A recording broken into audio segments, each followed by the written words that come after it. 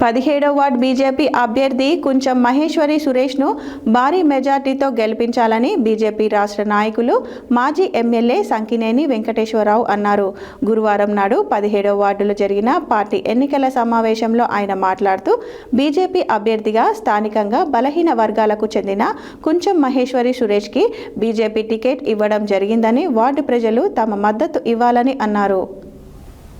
17వ ward BJP అభ్యర్థి కుంచం మహేశ్వరి సురేష్ను భారీ మెజారిటీతో గెలిపించాలని బీజేపీ రాష్ట్ర నాయకులు మాజీ ఎమ్మెల్యే సంకినేని వెంకటేశ్వరరావు అన్నారు. గురువారం 17వ వార్డులో జరిగిన పార్టీ ఎన్నికల సమావేశంలో ఆయన మాట్లాడుతూ బీజేపీ అభ్యర్థిగా స్థానికంగా బలహీన వర్గాలకు చెందిన కంచర్ల మహేశ్వరి సురేష్కి బీజేపీ టికెట్ ఇవ్వడం జరిగిందని, వార్డు ప్రజలు తమ మద్దతు ఇవ్వాలని అన్నారు. తెలంగాణ రాష్ట్రంలో కేసీఆర్ కుటుంబం వేల కోట్ల అవినీతికి పాల్పడిందని, అలాగే కాంగ్రెస్ కూడా అవినీతిమయంగా మారిందన్నారు. దేశం కోసం, ధర్మం కోసం పనిచేసే బీజేపీకి ఓటు వేసి గెలిపించాలని చెప్పారు.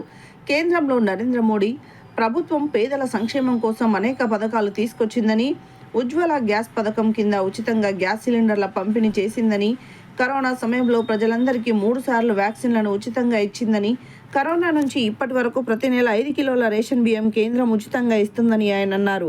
గతంలో ఎన్డీఏ హయాంలో జుట్టుకొండ సత్యనారాయణ మున్సిపల్ చైర్మన్గా ఉన్నప్పుడు సూర్యాపేటలో అద్భుతమైన అభివృద్ధి జరిగిందని ఆయన చెప్పారు.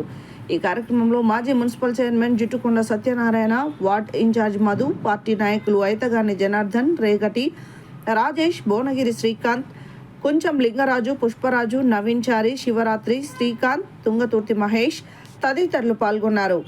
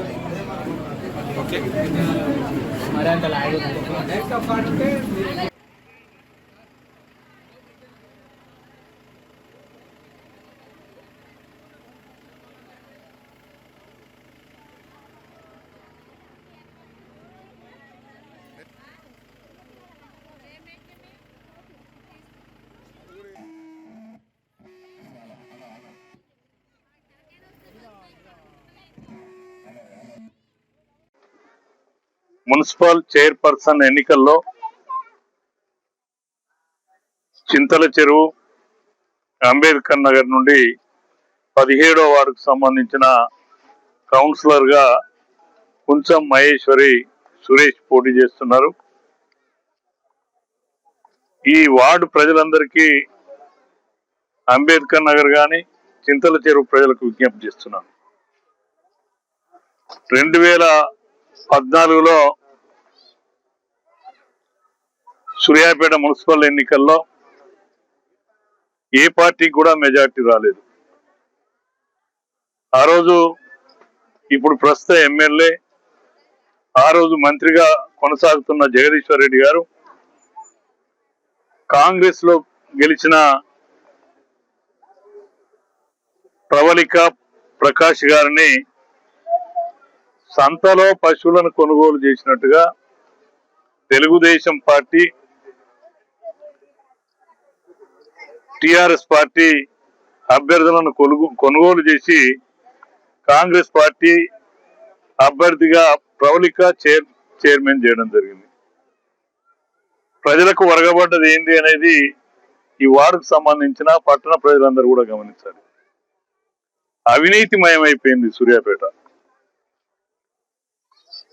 గతంలో ఒక చిన్న కాంట్రాక్టర్లు ఈడ కూడా ఉన్నారు. చింతల చెరువులో వడ్డల సొసైటీ కానీ, ఎస్సీలు కానీ చిన్న చిన్న కాంట్రాక్టులు చేసుకొని పొట్ట గడవడానికి, కుటుంబం గడవడానికి కాంట్రాక్ట్ చేసుకునే కాంట్రాక్టర్ నుండి గతంలో ఎప్పుడు లేని విధంగా 1 లక్ష రూపాయల బిల్లు రావాలంటే 20% లంచాలు తీసుకున్న చరిత్ర ప్రవళిక ప్రకాష్ గారిది.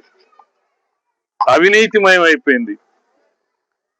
అక్రమ నిర్మాణం అని పేదవాళ్ళు ఇల్లు నిర్మాణం చేసుకుంటే మున్సిపల్ అధికారులను పంపి లక్షల రూపాయలు పేదవాని ఇంటికి లంచాలు ఇస్తే తప్ప పర్మిషన్ రాని పరిస్థితి.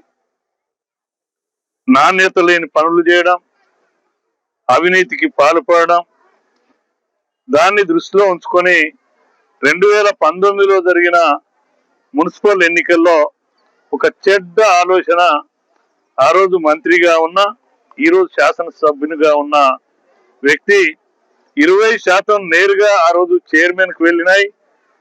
ఏది ముడుపులు.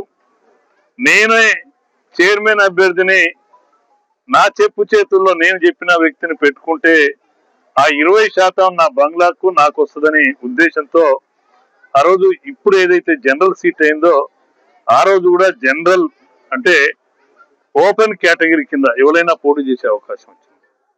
నేను అనుకున్నాను ఒక వివేకానంద లేకపోతే ఒక మంచి ఆలోచనతో మా దళిత సోదరిమణిని అన్నపూర్ణమ్మ గారిని చైర్మన్ గా చేసినాడు అని అనుకున్నా. చేసినందుకు హర్షించదగ్గ విషయం అని నేను వ్యక్తిగతంగా కానీ భారతీయ జనతా పార్టీగా సంతోషపడ్డాను. కానీ ఆ సంతోషం 2 నెలలు 3 నెలలు కూడా లేదు. అవినీతి పరుడైన ఏసీబీ ట్రాప్ అయిన మున్సిపల్ కమిషనర్ను తీసుకొచ్చి ఒకే కాంట్రాక్టర్ కు కేంద్రం ఇచ్చిన 500 కోట్ల రూపాయల నిధులను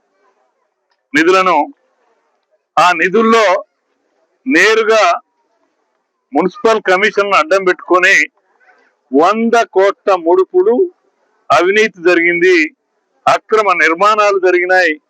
మరి అలాంటి టిఆర్ఎస్ పార్టీకి మన రొట్టె బూడిదైద్దని చెప్పాను.